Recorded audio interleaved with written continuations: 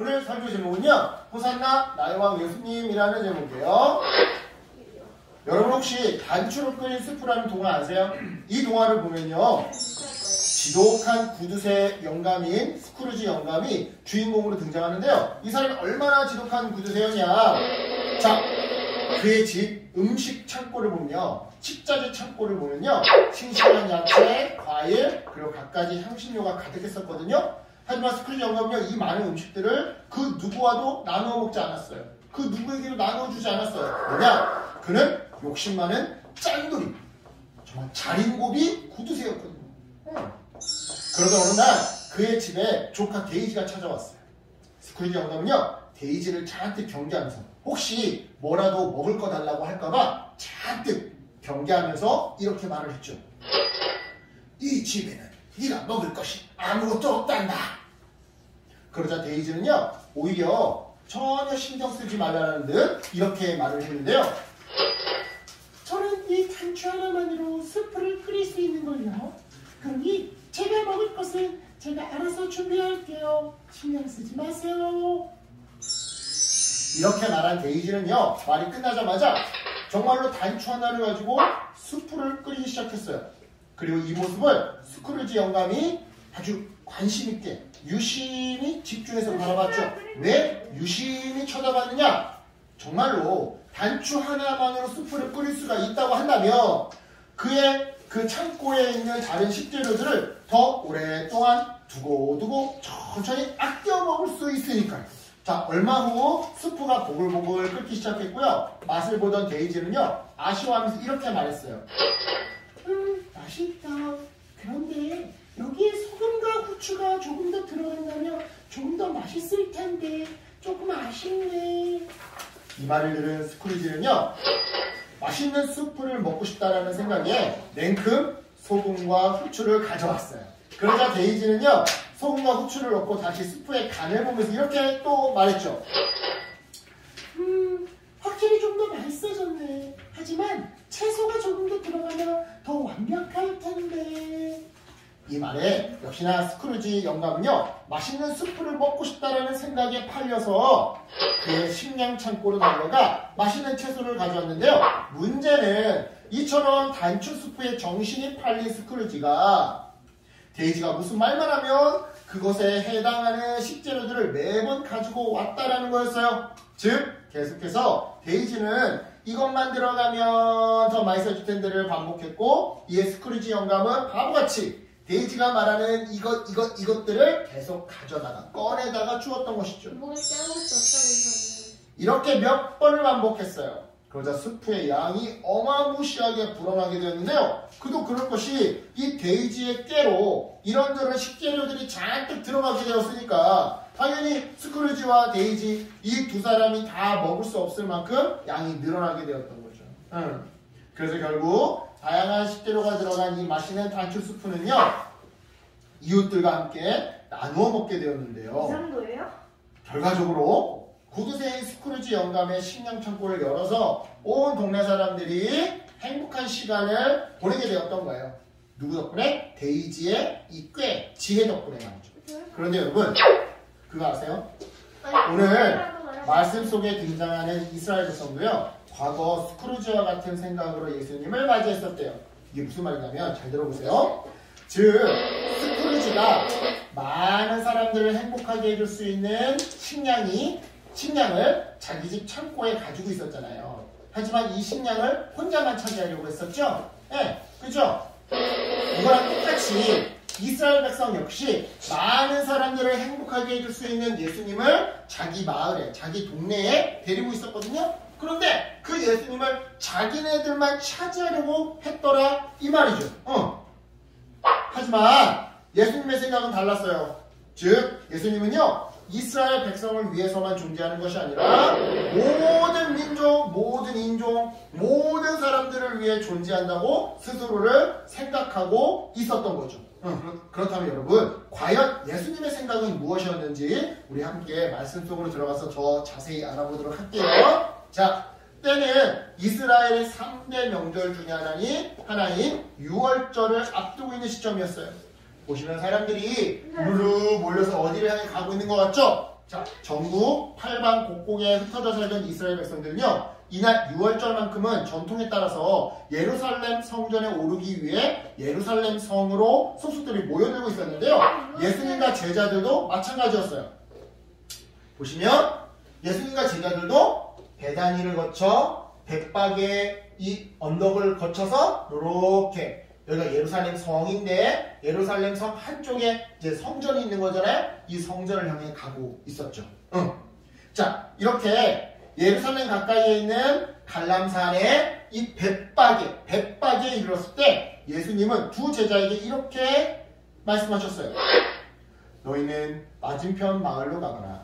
그러면 나귀 한 마리가 새끼와 함께 묶여있는 것을 발견할 것이다. 그 나귀와 나귀 새끼를 풀어서 나에게 끌고 오너라. 이 말을 들은 제자들은 어리둥절했어요.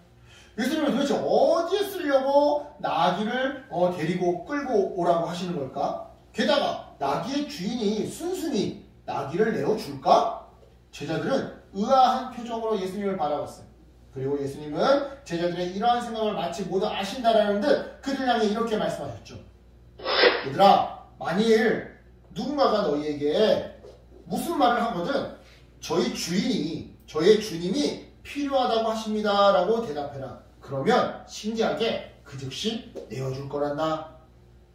이에 두 제자는요, 예수님이 말씀하신 대로 일단 순종했고요. 그 결과 나귀와 나귀 새끼를 데려올 수가 있었어요. 그리고 나머지 제자들은 나귀 새끼의 등에 자신들의 겉옷을 펼쳐서 간이 안장, 임시 안장을 만들었고요. 예수님은 그 위에 올라타셨죠. 자, 이렇게 해서 나귀 새끼에 올라타신 예수님은요, 예루살렘 성을 향해 들어가셨어요. 즉, 인류의 구원자가 되시는 예수님이 멋지게 백막, 오늘날로 따지자면 커다랗고 멋있고 비싼 고급 SUV 그런 자동차가 아니라 그걸 타고 들어가신 게 아니라 겸손하게 나귀, 오늘날로 얘기하자면 오토바이나 경차 이런 거 타고 예루살렘 성으로 들어가셨던 것이죠. 자, 생각해보면 이상해요. 우리 선율이 언니가 질문한 것처럼 생각해보면 이상해요. 사실 예수님은 그동안 제자들과 함께 수도 없이 이 예루살렘 성에 드나드셨단 말이죠. 왔다 갔다 하셨단 말이죠. 그런데 그때는 그냥 두 다리로 걸어서 들어가셨던 분이 왜 이날에는 왜 굳이 무언가 탈 것을 타고 들어가셨던 걸까요? 그것도 기왕이면 백마를 타고 고급 SUV를 타고 들어가셨으면 간지나고 그죠? 멋있었을 텐데 왜 하필이면 초라하게 이런 새끼 나귀를 타고 들어가셨던 걸까요? 정답은요, 먼 옛날에 있었던 예언을 이루기 위해서였어요. 자, 오래전 하나님께서는요, 스가랴 선지자라고 하는 사람을 통해서 장차 이 땅에 오실 이스라엘 왕의 모습에 대해 이렇게 말씀하셨는데요. 너의 왕이 너에게 임하나니 그는 겸손하여 나귀 곧 멍에 매는 짐승의 새끼를 탔도다. 자, 보통 왕들은요, 자신의 이 명예와 힘을 과시하고 드러내기 위해서 화려하게 장식된 말이나 마차를 타고 성에 들어가요. 하지만 예수님은요, 볼품없는 나귀 새끼를 타고 성에 들어가셨죠. 왜냐? 다시 말하지만 스가랴 선지자를 통해 말씀하신 하나님의 예언을 이루기 위해서요. 그리고 특별히 겸손한 모습을 보여주라고 하신 하나님의 말씀에 순종하기 위해서 그래서 예수님은 나귀를 타고 입성하셨던 건데요. 그런데요, 이때 신기한 일이 벌어졌어요.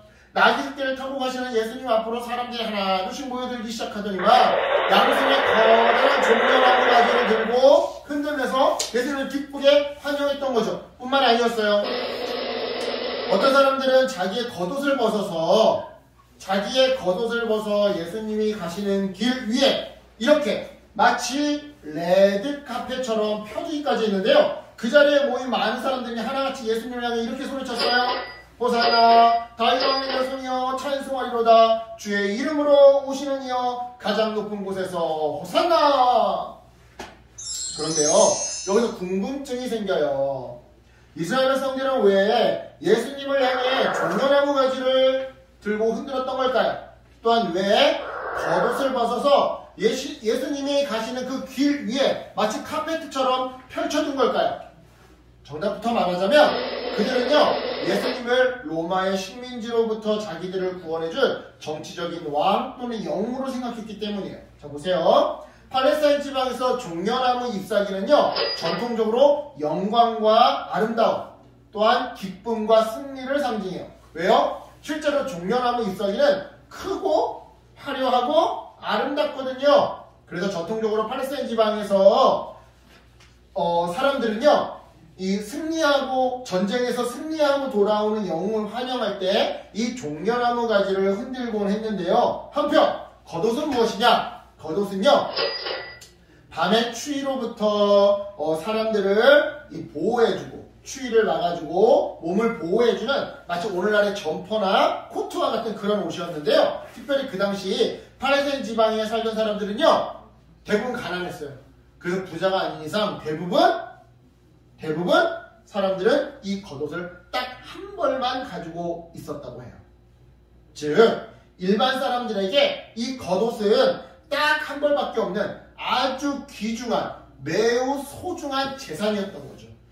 이 둘을 종합해보면 이스라엘 백성이 손에는 종려나무 가지를 들고 바닥에는 자신들의 겉옷을 펼친 이유는 뭐다? 예수님을 로마의 식민지배로부터 자기들을 구원해줄 전쟁 영웅 또는 정치적 왕으로 생각했기 때문이었어요.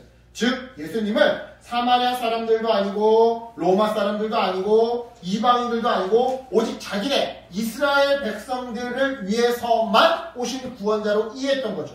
하지만 정작 예수님의 생각은 사람들의 생각과 달랐어요. 즉 예수님은요 오직 이스라엘 사람들만의 구원과 행복을 위해 이 땅에 오신 것이 아니었더라는 것이죠.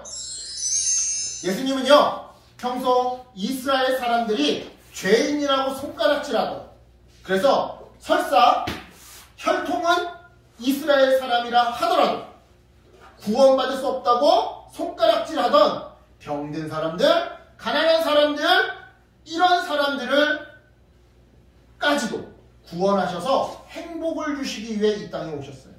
뿐만 아니라 이스라엘 사람들을 넘어서 사마리아 사람들도 로마 사람들도 이방 사람들도 아니 온 세상 모든 민족들도 구원하셔서 행복을 선물해 주시기 위해 이 땅에 오신 것이죠. 또 있어요. 예수님은요 사람들을 단순히 로마의 식민 통치로부터 구원하시러 오신 것도 아니었는데요. 예수님은요 하나님을 떠나서 죄악 때문에 죽을 수밖에 없는 하나님과 단절돼서 하나님께 나아갈 수 없고 하나님과 만날 수 없는 그래서 죄악 속에서 그저 죽을 수밖에 없는 이 땅의 모든 사람들을 하나님과 연결시켜줘서 구원하시려고 이 땅에 오셨어요. 즉 돈을 주고 먹을 것을 주고 권력을 주기 위해 이 땅에 오신 것이 아니라 우리의 죄 문제를 해결해 주셔서 하나님과의 관계 나와의 관계, 나와 옆사람과의 관계를 회복시켜주기 위해 오셨던 것이다 이 말이죠. 따라서 여러분 이 시간 앞서 이야기했던 스크루지 이야기를 다시 떠올려보면서 예수님의 사랑을 우리 다시 한번 되새겨봤으면 해요. 자, 스크루지는요 오직 자기만을 위해 식재료를 사용하려고 했어요. 하지만 데이지는요 스크루지의 식재료를 사람들과 나누었고요. 그 결과 모든 사람들이 행복할 수가 있었죠. 이런 맥락에서 오늘 말씀 예수님을 향한 예루살렘 사람들의 환영과 환호성과 기대와 바램은요 오직 자신들만을 위한 거였어요. 즉 이스라엘 사람들은 오직 자신들만을 위해 예수님을 이용하려고 이렇게 환영했더라 이 말이죠. 그런데 예수님이 이스라엘 사람들뿐만 아니라 사마리아 사람들을 위해서도 로마 사람들을 위해서도 이방 사람들을 위해서도 구원을 베풀겠다고 하니 열이 받은 거예요. 또한 예수님이 정치적인 왕인 줄 알았는데 로마의 식민 통치로부터 자기네들을 독립시켜줄 줄 알았는데 그게 아니라 하나님과의 관계 회복만 얘기하니까 화가 난 거예요. 그래서 이렇게 환영했던 사람들이 일주일도 안 돼서 저자를 못 박으라 하면서 십자가에 못 박게 내어줬던 거예요. 자기 뜻대로 안 움직여준다고. 어쨌든 이스라엘 사람들은 오직 자신들만을 위해 예수님을 이용하려고 환영했던 거예요. 하지만 예수님은 구원의 은혜를 모든 사람들과 나누셔서 그 결과 모두를 행복하게 만들어 주시기를 원하셨던 거죠. 따라서 여러분 이처럼 세상 모든 사람들을 위해 이 땅에 오신 예수님의 그 넓은 마음을 우리가 깨달으면서요, 우리도 예수님처럼 살아가는 어린이가 되었으면 좋겠어요. 즉, 스크루지처럼 자기만 생각하는 이기적인 사람이 아니라 예수님처럼 많은 사람들을 생각하는 아주 이타적이고 이성적인 사람이 되기 위해 우리 노력해보자 이 말이에요. 그래서 내 마음에 드는 사람, 나를 귀찮게 안 하는 사람, 나랑 재밌게 놀아주는 사람, 내 기준에 맞는 사람, 게임 잘하는 사람, 친구들 사이에서 욕도 잘하고 좀 멋있어 보이는 사람, 막 이런 사람들 뿐만 아니라 내 마음에 안 드는 사람, 나를 귀찮게 하는 사람, 혼혈인 또는 재미없는 사람, 내 기준에 한참 모자라는 사람들을 위해서도 나누어주고 행복하게 해줍니다. 한마디로 내 마음에 드는 친구들한테만 잘해주는 게 아니라 내 마음에 안 드는 사람도 도와주고 잘해주고 도와주고 섬기는 데이지와 같은 사람, 아니 바로 예수님과 같은 사람이 되시길 예수님의 이름으로 간절히 축원합니다. 기도할게요. 하나님 감사합니다. 오늘도 우리 아이들과 말씀을 나눴습니다.